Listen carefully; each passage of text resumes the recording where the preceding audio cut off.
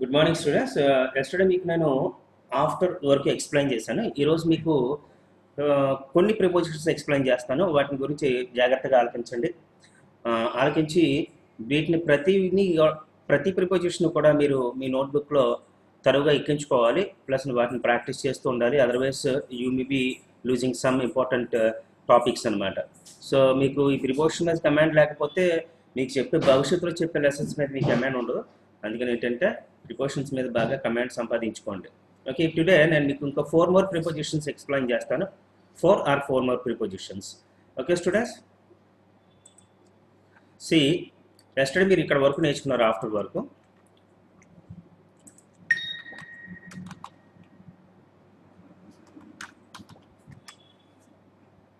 ఇక్కడ వరకు ఎస్టర్డే మీరు నేర్చుకున్నారు. ఆఫ్టర్ వరకు ఈరోజు మీరు బిహైండ్ ప్రిపోజిషన్ దగ్గర నుంచి నేర్చుకుంటారు. బిహైండ్ అంటే వెనక వైపున అని అర్థం అనమాట. నా వెనక, గుడి వెనక, మా ఇంటి వెనక ఇలా చెప్తాం కదా. ఆ విధంగా వెనక అని మీనింగ్ వచ్చినప్పుడు బిహైండ్ వాడతాం. ఇక్కడ చూడండి, డయాగ్రామ్ మీకు ఈజీగా అర్థమవుతుంది. ఈ బాల్ ఎక్కడ ఉంది? ఈ బాల్ బాక్స్ వెనక ఉంది. ఈ బాక్స్ వెనక ఉంది. There is a ball behind the box. So ఈ విధంగా బాక్స్ వెనకాల ఆ బాల్ ఉంది కాబట్టి మనం బిహైండ్ ద బాక్స్ అంటాం. ఎగ్జాంపుల్ చూడండి, ఇక్కడ గుడి వెనక బిహైండ్ ద టెంపుల్, నా వెనక బిహైండ్ మీ, మా ఇంటి వెనక బిహైండ్ మై హౌస్, థియేటర్ వెనక బిహైండ్ ద థియేటర్, దీని వెనక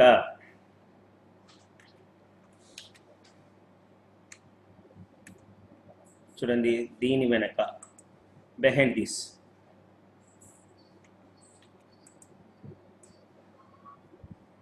బిహైండ్ దిస్. ఓకే, గోడ వెనకాల బిహైండ్ ద వాల్, పెట్టి వెనుక బిహైండ్ ద బాక్స్ అని విధంగా వాడతాం.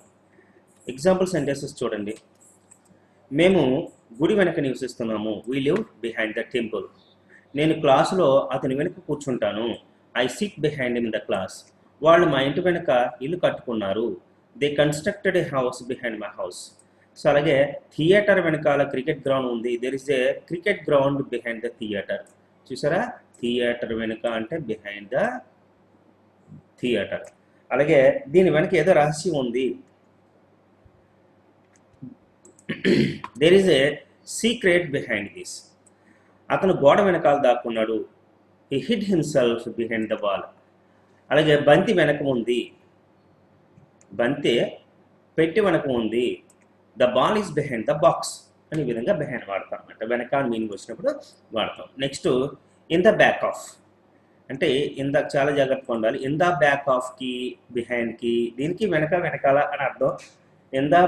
దీనికి తేడా ఏంటంటే, ఇప్పుడు బస్సులో వెనక కూర్చున్నాడు అన్నాను అనుకోండి, in the back of the bus. క్లాసులో వెనకాల కూర్చున్నాడు అన్నాను అనుకోండి, the back of the class room. అలాగే రూమ్లో వెనక కూర్చున్నాడు అనుకోండి, in the back of the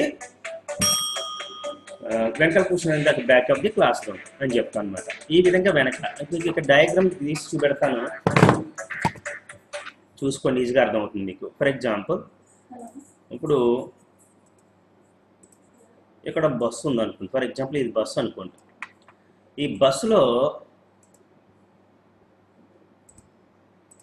for example ఇక్కడ చూడండి, ఈ బాలు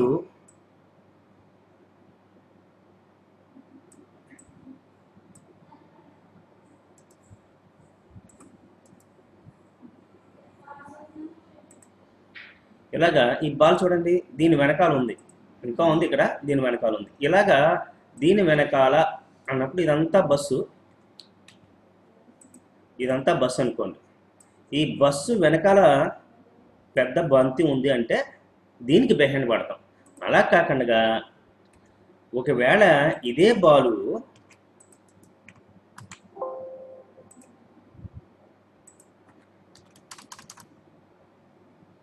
అక్కడ ఉందనుకోండి, అంటే ఇదంతా బస్సు, ఈ బస్సులో వెనకాల ఉంది. ఈ వెనకాల అన్న మీనింగ్ వచ్చినప్పుడు in the back of the అంటాం. ఇది క్లాస్ అనుకోండి, ఇదే క్లాస్ అనుకోండి. ఈ క్లాసులో వెనకాల ఉంది అంటే మనం in the back of the class room, in the back of the bus అంటాం. అలా కాకుండా ఈ వెనకాల మీనింగ్ వచ్చినప్పుడు అంటే బస్సు బయట వెనకాల అన్న మీనింగ్ వచ్చినప్పుడు మాత్రం బిహైండ్ వాడతాం అనమాట. ఇది తేడా ఇన్ ద బ్యాక్ ఆఫ్కి దీనికి తేడా. ఓకేనా? ఇక్కడ బస్సులో వెనక అన్నాను చూడండి, బస్సు వెనక in the back of the bus. అదే రూమ్ వెనక in the back of the room. క్లాసులో వెనకాల in the back of the class room. బరిలో వెనక in the back of the queue. బరి అంటే క్యూ అనమాట. In the back of the queue. బోట్లో వెనక in the back of the boat.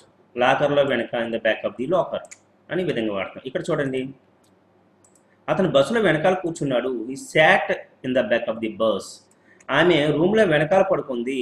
She is పడుకుని ఉంది. She is sleeping in the back of the room. Ravi క్లాసులో వెనకాల కూర్చుంటాడు. Ravi seats in the back of the class room. Sita బరిలో వెనకాల నుంచుంటుంది. Sita will stand in the back of the queue. వాళ్ళు బోట్లో వెనకాల డ్యాన్స్ చేస్తున్నారు. They are dancing in the back of the boat. నేను రింగ్లో లాకర్ వెనకాల పెట్టాను. నేను రింగ్ లాకర్లో వెనకాల పెట్టాను. I kept the ring in the back of the locker అనే విధంగా మనం వాడతాం అనమాట. ఈ డిఫరెన్స్ మీరు చూసుకుంటూ ఇక్కడ మీరు back and in the back of అంటే ఏంటి, వెనక అంటే ఏంటి అన్నది చూసుకుంటుంది జాగ్రత్తగా. Next in front of. దీనికి ముందు ముందర అని అర్థం అండి. అంటే నా ముందు, మా ఇంటి ముందు, గుడి ముందు అని అంటాను చూసారా, దానికి మీనింగ్ ఇన్ ఫ్రంట్ ఆఫ్ అన్నమాట వాడతాం అనమాట. ఇక్కడ మీకు ఈజీగా అర్థమవుతుంది. ఇక్కడ చూడండి, ఇక్కడ బాల్ ఎక్కడ ఉంది, in front of the box. ఈ బాలు బాక్స్కి ముందు ఉంది, ఈ బాక్స్కి ముందు ఉంది, అందుకని in front of the box. అది బాల్ వెనకాల ఉంటే in the back of the box, behind the box అని అంటాం. ఎక్కడ చూడండి మీకు ఈజీగా అర్థమవుతుంది.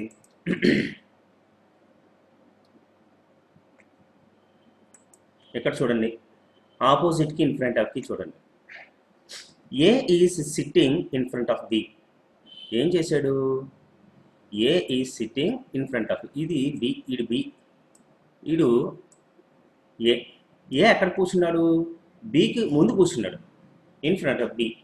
ఏ సిట్టింగ్ ఆపోజిట్ సి. ఇక్కడ ఆపోజిట్ వచ్చినప్పుడు చెప్తాను, ఆపోజిట్ సి. ఇది సి, ఇది ఏ. వీళ్ళిద్దరూ ఆపోజిట్ సైడ్ కూర్చున్నారు. సో వైస్ వర్స్ అనమాట. ఇలాగ ఆపోజిట్ సైడ్ కూర్చున్నారు కాబట్టి మనం దీన్ని ఆపోజిట్ అని అంటాం.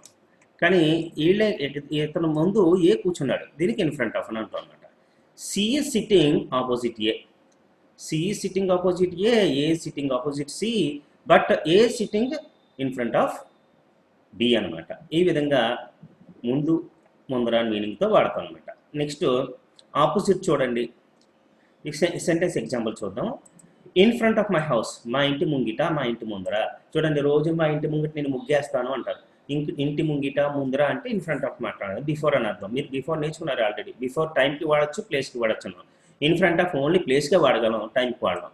So in front of the church, చర్చ్కి ముందు. In front of the stadium, stadium ముందు. In front of the school, పాఠశాల ముందు. In front of the bus, bus ముందు. ఇన్ ఫ్రంట్ ఆఫ్ మీ, నా ముందు. ఓకే, ఎక్కడ చూడండి examples. We left our slippers in front of the temple. మేము గుడి ముందు చెప్పులు విడిచిపెట్టాము. There are beggars in front of the church.